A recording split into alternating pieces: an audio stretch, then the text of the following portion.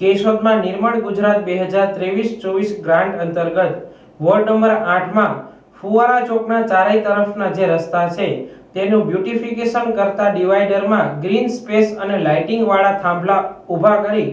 અને iconic road તરીકે કેશોદ ધારાસભ્ય દેવાભાઈ માલમના હસ્તે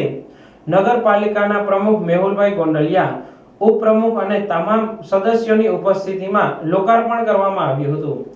કેશોદના પૂર્વ વિસ્તારને નગરપાલિકાના પ્રમુખ અને નગરપાલિકાની પૂરી ટીમ તરફથી એક ભેટ મળી છે। આજરોજ નિર્મળ ગુજરાત 2023-24 ગ્રાન્ટ અંતર્ગત વોર્ડ નંબર 8 ની અંદર ફુવારા ચોકના ચારેય તરફના જે રસ્તા છે એની અંદર ડિવાઈડર, ગ્રીન સ્પેસ અને લાઇટિંગ વાળા થાંભલા ઊભા કરી અને બ્યુટિફિકેશન કરી અને આઇકોનિક રોડ તરીકે આજે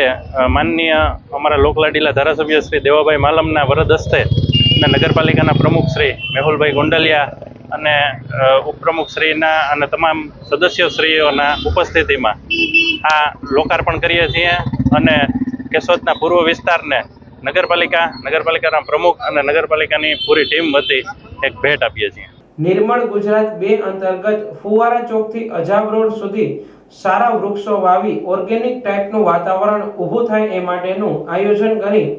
ધારાસભ્ય તથા નગરપાલિકાના ઉપપ્રમુખ જીવીબેન ભોપાડા સાથે તમામ સભ્યો અને નગરજનોની હાજરીમાં આ લોકાર્પણ કરવામાં આવેલ છે। મેહુલ ગોંડલિયા, નગરપાલિકા પ્રમુખ કેશોદ। આજરોજ ગુજરાત નિર્મળ 2 હસ્તગત જે આઇકોનિક રોડ ટ્રી પ્લાન્ટેશન ઝાડવા વાવવાનું આજરોજ ફુવારા ચોકથી અજાબ રોડ સુધી જે સારા ઝાડવા ઓર્ગેનિક ટાઈપનું જે વાતાવરણ ઊભું થાય એના માટેનું આયોજન કર્યું અને આજરોજ એનું લોકાર્પણ માનનીય ધારાસભ્યશ્રી તથા વોર્ડના સભ્ય અને નગરપાલિકાના ઉપપ્રમુખ જીવીબેન ભોપાડા તથા આ બાજુના તમામ સભ્યો અને નગરજનોની હાજરીમાં આજરોજ કરવામાં આવે છે।